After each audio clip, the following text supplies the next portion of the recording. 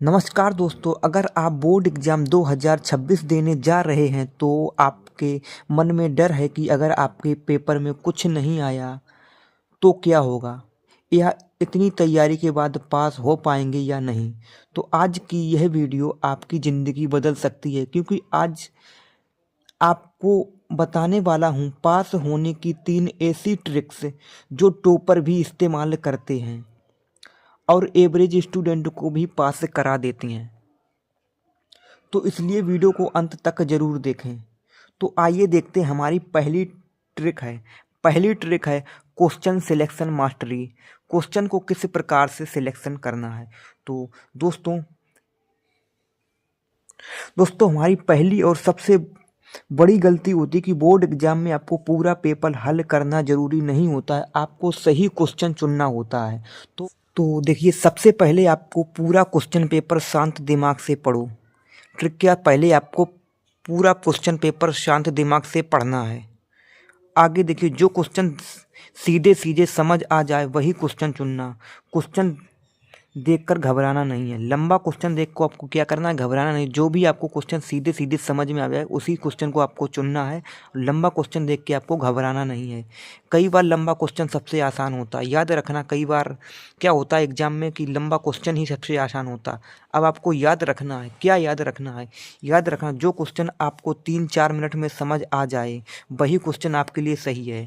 ठीक है, जो क्वेश्चन आपने पढ़ा और आपको 3-4 मिनट में ही समझ आ गया तो आपको वही क्वेश्चन आपके लिए सही है, उसी क्वेश्चन को आप पहले हल करेंगे। तो आइए, ये थी हमारी पहली और शानदार ट्रिक। अब देखेंगे हमारी दूसरी ट्रिक।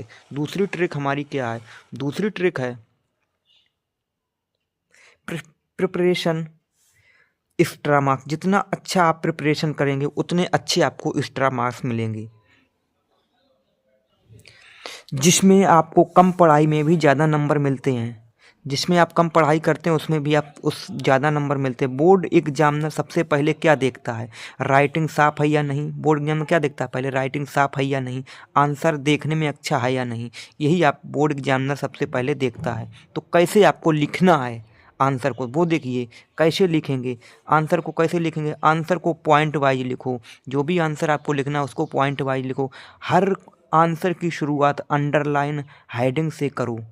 यानी कि जो भी क्वेश्चन की आप शुरुआत कर रहे हैं उसको अंडरलाइन कर दीजिए या फिर हेडिंग दे दीजिए, फिर उसको शुरुआत करो। डायग्राम हो तो ज़रूर बनाओ, यानी क्वेश्चन में डायग्राम बोला जाए तो ज़रूर डायग्राम को बनाएं, चाहे छोटा ही क्यों ना डायग्राम बनाएं। डायग्राम को आपको ज़रूर बनाना है। और आपको याद रखना है कि आंसर के बीच बीच में स्पेसिंग रखो। यानी कि कहने का मतलब, आप जो आंसर लिख रहे हैं उसमें थोड़ी जगह देकर लिखें। जैसे इस प्रकार की जगह छोड़ी गई है, इसी प्रकार से आपको दूर दूर लिखना है। सच्चाई यह है कि एग्जामिनर को 100 हज़ारों कॉपियाँ चेक करनी होती है। अगर आपकी कॉपी साफ सुंदर होगी तो वह खुद नंबर देने का मन बना लेता है।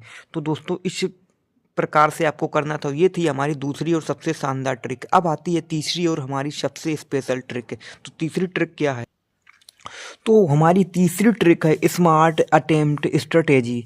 आपको किस प्रकार से क्वेश्चन को स्मार्ट तरीके से अटेम्प्ट करना है तो वो जानते हैं। तो चलिए जानते हैं। तो देखिए, अगर आपको क्वेश्चन पूरा नहीं आता तब भी आंसर छोड़ना नहीं है। स्टूडेंट क्या करते हैं कुछ कि उनको आंसर नहीं आता है, थोड़ा बहुत आता है तो वो क्वेश्चन को ही छोड़ देते हैं। आपको ऐसी गलती नहीं करनी है। आपको क्वेश्चन नहीं आता तो आपको बिल्कुल भी नहीं छोड़ना। मैं आपको बताने वाला हूँ उस आंसर को आगे कैसे लिखना है। जो भी रिलेटेड पॉइंट आते हैं लिख दो। यानी कि जो मैंने आपको बताया ना, जो भी आंसर आपको आता है थोड़ा बहुत रिलेटेड पॉइंट उसके आते हैं वो उसी को लिख दो।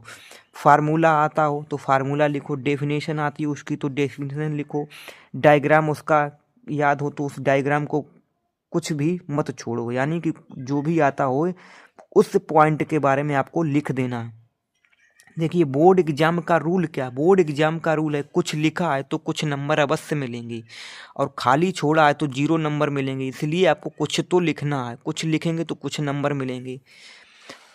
इसीलिए हर साल बहुत सारे बच्चे इसीलिए फेल हो जाते हैं क्योंकि वो क्वेश्चन छोड़ देते हैं। आपको क्वेश्चन को छोड़ना नहीं है। दोस्तों, बोर्ड एग्जाम ज्ञान का नहीं स्ट्रेटेजी का खेल है। अगर आपने सही क्वेश्चन चुना, अच्छे से आंसर प्रेजेंट किया, कोई क्वेश्चन खाली नहीं छोड़ा तो पास होना पक्का है। अगर वीडियो पसंद आई हो, आपको मददगार लगी हो, वीडियो को लाइक करें, शेयर करें अपने दोस्तों के साथ और चैनल को सब्सक्राइब करें और कमेंट में लिखें पास।